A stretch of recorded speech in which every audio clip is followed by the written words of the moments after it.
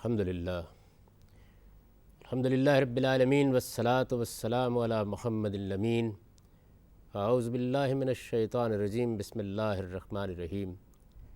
خواتین و حضرات، یہ سورہ بقرہ کی آیت 38 ہے جس سے ہم درس کی ابتدا کر رہے ہیں۔ آیت 38 اور آیت 39 پر سورہ کی تمہید ختم ہو جاتی ہے۔ اس پوری تمہید میں جو حقائق واضح کیے گئے ہیں ان پر ایک نظر ڈال لینی چاہیے۔ سب سے پہلی چیز جو اس میں بیان کی گئی وہ یہ تھی کہ اللہ تعالیٰ نے انسانوں کی ہدایت کے لیے بعض شرائط مقرر کر رکھی ہیں۔ لوگ ان شرائط کی پیروی کریں گے تو اللہ انہیں ہدایت دیتا ہے، اور وہ ان کی خلاف ورزی کریں گے تو اس کے لازمی نتیجے کے طور پر ان کے لیے گمراہی میں پڑنے کے امکانات پیدا ہو جاتے ہیں۔ چنانچہ یہ بتایا گیا کہ اس دنیا کے پروردگار نے ہر انسان کے اندر اپنی ہدایت ودیت کر کے اس کو بھیجا ہے۔ وہ جب دنیا میں شعور کی آنکھ کھولتا ہے تو یہ ہدایت لے کر آتا ہے۔ اس بنیادی ہدایت کی اگر انسان قدر کرتا ہے تو اللہ تعالیٰ اس میں اضافہ کرتے ہیں، اس کے لیے ہدایت کے مزید راستے کھولتے ہیں، اور پھر جیسے جیسے انبیاء علیہم السلام کے ذریعے سے صحیح تعلیمات اس تک پہنچتی ہیں انہیں قبول کرتا ہے۔ قرآن مجید نے اسے ایک لفظ سے تعبیر کیا ہے، اور وہ یہ کہ ایسے لوگ در حقیقت خدا سے ڈرنے والے ہوتے ہیں۔ یعنی وہ نچنت ہو کر، بے خوف ہو کر زندگی بسر نہیں کر رہے ہوتے، بلکہ خدا سے ڈرتے ہوئے یہ خیال کر کے زندگی بسر کر رہے ہوتے ہیں کہ زندگی کے بارے میں، زندگی کی حقیقتوں کے بارے میں اگر ہم کوئی غلط رویہ اختیار کرتے ہیں تو ہمارے اندر جو خیر و شر کا شعور اللہ تعالیٰ نے رکھا ہے وہ رہنمائی کرتا ہے کہ اس کا نتیجہ ہمارے حق میں برا نکل سکتا ہے۔ چنانچہ اس سے وہ اندیشہ ناک رہتے ہیں، اور ان کی ہمیشہ یہ کوشش ہوتی ہے کہ وہ اپنے پروردگار کو پہچانیں،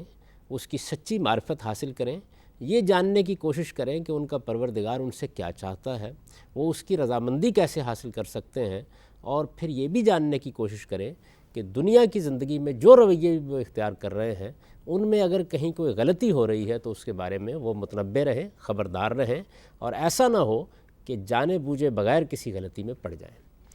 اس کے بعد اس سورہ میں یہ بتایا گیا کہ وہ لوگ جو اناد کا رویہ اختیار کر لیتے ہیں، جو کفر پر جم جاتے ہیں، جانتے بوجھتے کسی چیز کو نہیں مانتے، ان کے بارے میں اللہ کا قانون یہی ہے کہ وہ پھر ان کو ایک مدت تک مہلت دیتا ہے۔ جب وہ اس مہلت سے فائدہ نہیں اٹھاتے تو پھر اللہ تعالیٰ ان کے دلوں پر مہر کر دیتے ہیں، اور دنیا ہی میں ان کو یہ سزا دیتے ہیں کہ ان کے لیے پھر ہدایت کا دروازہ نہیں کھلتا۔ اس کے بعد یہ بات بھی واضح کر دی گئی کہ حق کے معاملے میں، ہدایت کے معاملے میں انسان کو واضح رویہ اختیار کرنا چاہیے۔ یہ کوئی مصلحتوں اور مصالحتوں کی چیز نہیں ہے۔ اس میں انسان کو یا حق کو ماننا ہوتا ہے یا اس کا انکار کرنا ہوتا ہے۔ اس کے درمیان کی کوئی صورت اللہ تعالیٰ حق کے معاملے میں قبول نہیں فرماتے۔ چنانچہ ایک گروہ کی مثال دے کر یہ بتایا گیا کہ رسالت مآب صلی اللہ علیہ وسلم کی دعوت کے مقابلے میں جب انہوں نے یہ محسوس کیا کہ ان کے پاس کوئی استدلال باقی نہیں رہا تو انہوں نے مصالحت کی کوشش کی اور ایک درمیان کی راہ نکالنے کی صحیح کی کہ کسی نہ کسی طریقے سے ان کے پرانے تعلقات بھی قائم رہ جائیں اور وہ اس نئے دین کے ساتھ بھی کوئی رابطے کی صورت پیدا کر لیں۔ لیکن اللہ تعالیٰ نے اس کو ماننے سے انکار کر دیا، اور ان کو یہ بتایا کہ یہ راستہ دین کے صحیح طالبوں کا راستہ نہیں ہے، دین پر صحیح طریقے سے چلنے والے لوگوں کا راستہ نہیں ہے، دین کے بارے میں حق و باطل کے امتیاز کے ساتھ زندگی بسر کرنے والوں کا راستہ نہیں ہے۔ لہٰذا ان کے لیے بھی اس کے سوا کوئی چارہ نہیں کہ وہ یا تو صحیح راستہ انتخاب کریں اور پھر حق کا ساتھ دیں جس طرح کہ اس کا ساتھ دینے کا حق ہے، اور اگر وہ سمجھتے ہیں کہ ان کو انکار کرنا ہے تو مردوں کی طرح انکار کریں۔ یہ درمیان کے راستے جن کو وہ اصلاح کے راستے کہتے ہیں، یہ در حقیقت فساد کے راستے ہیں۔ اسی طریقے سے پھر تھوڑی دیر کے لیے یثرب کے مشرکین کو مخاطب بنا لیا اور ان کو مخاطب کر کے یہ کہا کہ تمہارے سامنے تو حقائق بالکل واضح ہیں، تم ان یہود کے پیچھے لگ کر اپنی عاقبت برباد نہ کرو، بلکہ جو ہدایت تمہارے پاس آئی ہے اس کو قبول کرو، اور یاد رکھو کہ اس ہدایت کے بارے میں جو طرح طرح کے اعتراضات یہ لوگ اٹھا رہے ہیں ان کی کوئی حقیقت نہیں ہے۔ کبھی یہ تمثیلوں پر اعتراض کرتے ہیں، کبھی کہتے ہیں اللہ تعالیٰ نے مکھی اور مچھر کی مثال کیوں دے دی۔ اس طرح کی باتوں کے پیچھے یہ اپنے آپ کو بھی برباد کر رہے ہیں اور تمہارے لیے بھی بربادی کا سامان کر رہے ہیں۔ اس سے بچنے کی کوشش کرو۔ پھر اس کے بعد آدم اور ابلیس کا قصہ سنایا گیا اور اس میں بھی چند حقائق واضح کیے گئے۔ یہ بات واضح کی گئی کہ ہمیشہ یاد رکھو کہ اللہ پروردگار عالم نے تمہیں جس امتحان میں ڈالا ہے وہ یہ ہے کہ تم یہاں سے جنت کے لیے منتخب کیے جا رہے ہو، اور اس انتخاب کی بنیاد اللہ تعالیٰ نے یہ قرار دی ہے کہ کون زیادہ سے زیادہ اپنے آپ کو پاکیزہ بناتا ہے۔ یہ اخلاقی پاکیزگی کا امتحان ہے جس میں تمہیں پورا اترنا ہے، اس لیے اس کے بارے میں ہمیشہ متنبہ رہو، اور یاد رکھو کہ شیطان تمہیں بہکانے کی کوشش کہاں سے کرے گا؟ وہ یا تو انانیت کے جذبے کو برانگیختہ کرے گا یا جنسی جذبات کو برانگیختہ کرے گا۔ اس کے لیے یہی دو راستے ہیں، ان میں اگر تم متنبہ رہتے ہو اور اپنے اندر سے تفوق اور برتری اور تکبر کی جبلت کو کنٹرول کرتے رہتے ہو تو اس کا نتیجہ تمہارے ہاتھ میں اچھا نکلے گا۔ یہ در حقیقت وہ تمہیدی باتیں ہیں جن کو یہاں بیان کیا گیا ہے۔ اس کے بعد کچھ خاتمے کی آیات ہیں جن کا ہم جائزہ لیں گے۔ خواتین و حضرات، آدم و ابلیس کے قصے کے دو پہلو یہاں نمایاں کیے گئے ہیں۔ اس میں پہلا حصہ جس کا ہم نے مطالعہ کیا وہ یہ تھا کہ آدم کو اس دنیا میں اللہ تعالیٰ نے کس اسکیم کے تحت بھیجا ہے۔ ظاہر ہے جب یہ بات کہی جاتی ہے کہ اللہ تعالیٰ نے تمہیں اس دنیا میں بھیجا ہے، اس میں ایک موت و حیات کا کارخانہ ہے، تمہیں اس سے گزرنا ہے، تو یہ سوال پیدا ہوتا ہے کہ جب اللہ تعالیٰ نے ہمیں تخلیق کیا اور ہمارے لیے اس نے ایک ایسی دنیا آگے بنا رکھی ہے کہ جو ابدی دنیا ہوگی، تو یہ دنیا جو اب ہمارے سامنے ہے یہ کس لیے برپا کی گئی ہے؟ اس سوال کا جواب یہ دیا گیا ہے کہ یہ امتحان کے لیے برپا کی گئی ہے، اور اللہ تعالیٰ نے یہ فیصلہ کیا ہے کہ وہ اس امتحان کے ذریعے سے اپنی جنت کے لیے نفوس قدسیہ کا انتخاب کرے، یعنی ایسے نفوس کا انتخاب کرے جو اپنے آپ کو پیوریفائی کر لیں، جو اپنا تزکیہ کر لیں، جو اپنے آپ کو پاکیزہ بنا لیں۔ گویا اللہ تعالیٰ نے اصلاً دنیا پاکیزہ انسانوں کے لیے بنائی، لیکن اس میں آباد کرنے سے پہلے ایک امتحان کی دنیا بنا دی تاکہ اس طرح کے لوگوں کا امتحان سے گزار کر انتخاب کیا جا سکے۔ یہی وہ چیز تھی جس کو فرشتوں کے سوال اور اللہ تعالیٰ کے جواب کی صورت میں واضح کیا گیا۔ جب اللہ تعالیٰ نے یہ بات فرشتوں سے کہی کہ میں اس زمین پر ایک ایسی مخلوق بنانے والا ہوں جس کو میں اقتدار دوں گا، جس کو میں دنیا کی بادشاہی دے دوں گا، تو یہ بات سنتے ہی ایک عاقل انسان کی طرح جس طرح وہ سوال کرتا ہے، فرشتوں نے بھی یہ سوال کیا کہ جب آپ اقتدار دیں گے تو اقتدار کے نتیجے میں تو فساد پیدا ہو جائے گا، اس لیے کہ انسان کے پاس پھر اپنے اختیار کو استعمال کرنے کی کھلی چھٹی ہوگی اور وہ دنیا کو خون ریزیوں سے بھر دے گا۔ چنانچہ اس کے جواب میں آدم علیہ السلام کی ذریت کے صالحین پیش کیے گئے۔ سیدنا آدم علیہ السلام کو پہلے ان کا تعارف کرا دیا گیا، اور پھر وہ صالحین یعنی انبیاء علیہم السلام، شہداء، مصلحین، وہ لوگ جو اس دنیا کے اندر خدا سے وفاداری کا حق ادا کر دیں گے، ان کو پیش کیا گیا، اور پیش کر کے یہ بتایا گیا کہ ان کا تعارف ان کے سامنے رکھ دیجئے۔ اس سے ان فرشتوں پر یہ بات واضح ہو جائے گی کہ اللہ تعالیٰ کی اسکیم ناکام نہیں رہے گی۔ اس دنیا کے اندر امتحان کے باوجود، اس کے باوجود کہ انسان اپنے اختیار کا غلط استعمال کرے گا، اس کے باوجود کہ اس کو بادشاہی حاصل ہوگی اور اس بادشاہی میں خدا کے مقابلے میں سرکش ہو جائے گا، لیکن ایسے لوگ یقیناً پیدا ہوں گے کہ جو اس سب کچھ کو ایک طرف رکھ کر اپنے پروردگار کی وفاداری ہی پر قائم رہیں گے، اور اصل میں انہی لوگوں کا انتخاب مقصود ہے۔ گویا پروردگار نے یہ بات واضح کی کہ اس دنیا کے اندر اگرچہ امتحان ایسا ہے کہ جس میں ناکامی کا بہت اندیشہ ہے، اور جب امتحان کیا جائے گا تو کچھ لوگ ناکام بھی ہوں گے،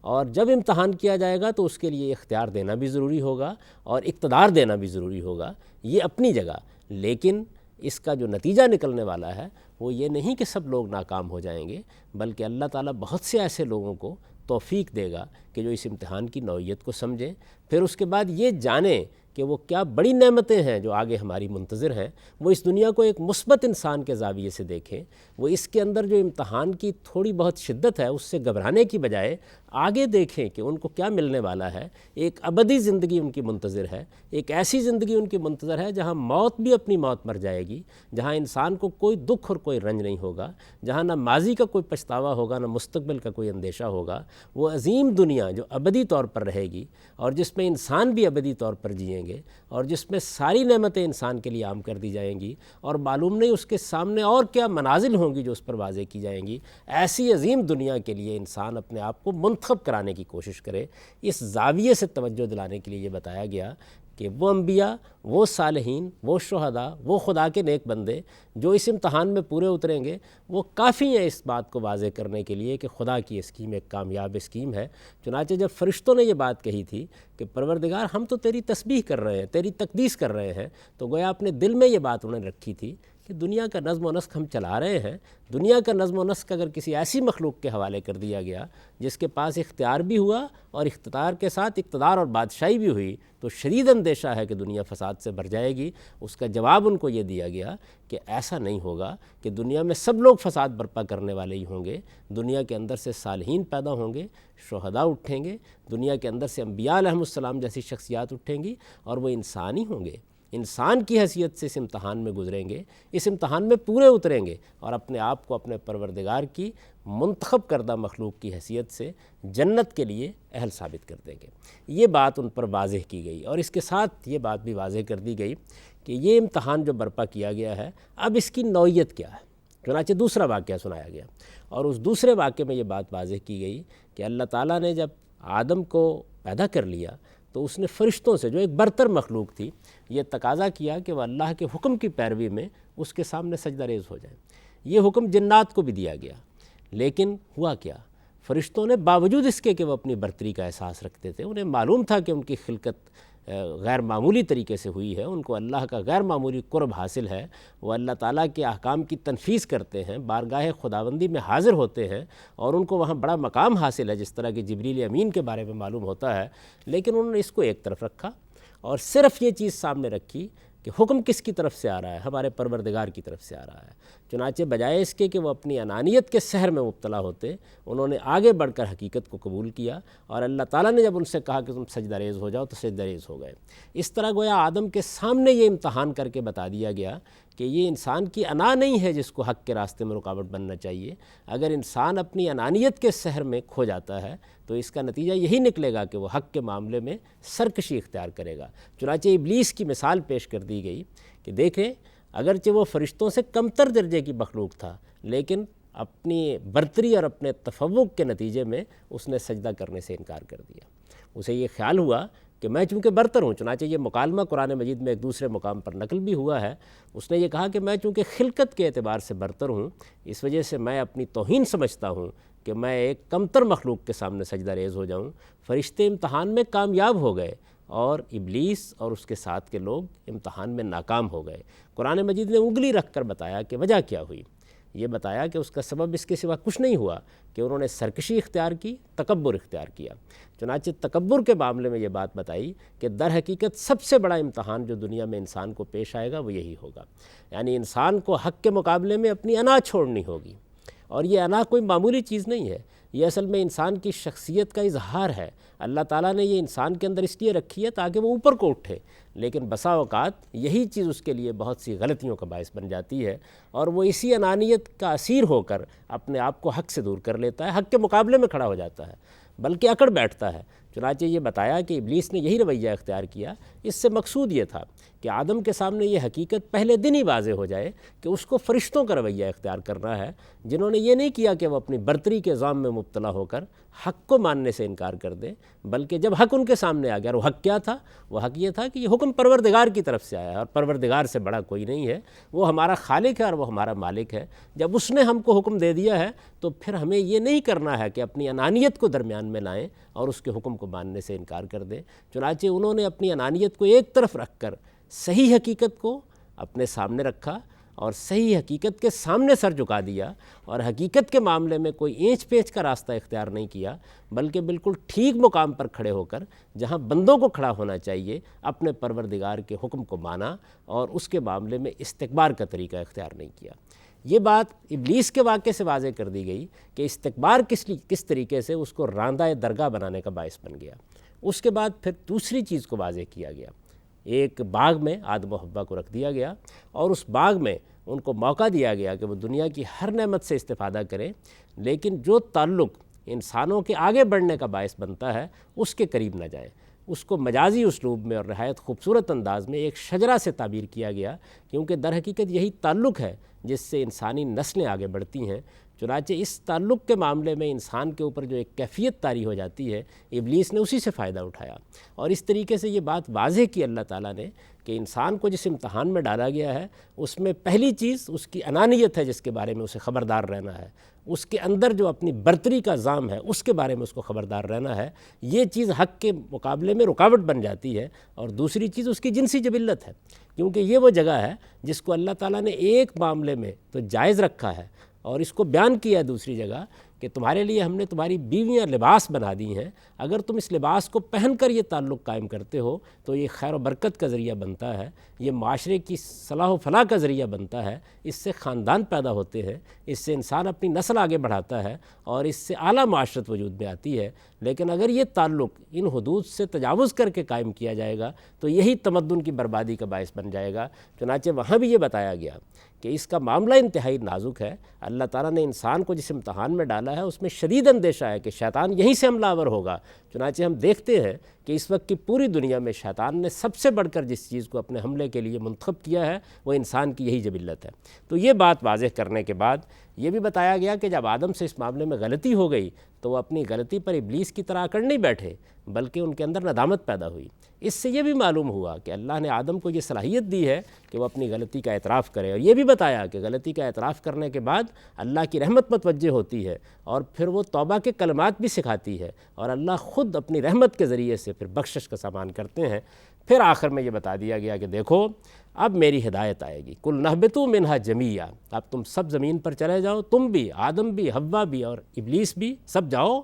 فَإِمَّا يَأْتِيَنَّكُم مِّنِّي هُدًى فَمَن تَبِعَ هُدَايَ فَلَا خَوْفٌ عَلَيْهِمْ وَلَا هُمْ يَحْزَنُونَ، میری ہدایت آئے گی۔ یعنی اس سے یہ معلوم ہوا کہ یہ امتحان چونکہ ایک سخت امتحان ہے، اس وجہ سے اس کا امکان ہے کہ اللہ تعالیٰ انسان کو اس امتحان میں ڈالے تو وہ غلطی کرے تو اللہ اس کا ہاتھ پکڑے گا اور اس کی ہدایت آئے گی۔ فرمایا جس نے میری ہدایت کی پیروی کی، میرے انبیاء کی تعلیمات کی پیروی کی، پھر اس کو وہ جنت کی زندگی حاصل ہوگی جس میں نہ ماضی کا کوئی پچھتاوا ہوگا نہ مستقبل کا کوئی اندیشہ۔ اور ارشاد فرمایا والذین کفروا وکذبوا بآیاتنا اولئک اصحاب النار هم فیہا خالدون، اور وہ لوگ کہ جو اکڑ جائیں گے، ابلیس کا رویہ اختیار کریں گے، جو جانتے بوجھتے انکار کریں گے، اللہ کی آیتوں کو جھٹلا دیں گے، وہ ہیں جن کے لیے میں نے جہنم تیار کر رکھی ہے۔ یعنی مطلب یہ ہوا کہ یہ کوئی کسی غلطی کے نتیجے میں انسان جہنم میں نہیں ڈال دیا جائے گا، بلکہ سرکشی ہے، خدا کے مقابلے میں اکڑ بیٹھنا ہے، اللہ تعالیٰ کے مقابلے میں تمرد اختیار کرنا ہے، جو اس کا باعث بنے گا۔ اور ارشاد ہوا کہ ہم فیہا خالدون، پھر وہ اسی میں ہمیشہ رہیں گے۔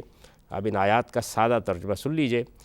جب یہ بات بتا دی گئی تھی کہ آدم نے کچھ کلمات سیکھ لیے اور اللہ نے اس کی توبہ قبول کی، اور اس طریقے سے گویا اللہ تعالیٰ نے اس کو پھر سرفراز کیا، اس کے بعد یہ کہا تھا کہ بے شک وہ بڑا معاف فرمانے والا، اس کی شفقت ابدی ہے۔ اب ان آخری حصے کا ترجمہ یہ ہے کہ ہم نے کہا تم سب یہاں سے اتر جاؤ، پھر میری طرف سے اگر کوئی ہدایت تمہارے پاس آئے تو یاد رکھو کہ تم میں سے جو لوگ میری اس ہدایت کی پیروی کریں گے انہیں وہاں کوئی اندیشہ ہوگا اور نہ وہ کبھی غمزدہ ہوں گے، اور جنہوں نے اس کا انکار کیا اور ہماری آیتوں کو جھٹلا دیا وہ دوزخ کے لوگ ہیں، وہ اس میں ہمیشہ رہیں گے۔ اقول قولی ھذا واستغفر اللہ لی ولکم ولسائر المؤمنین۔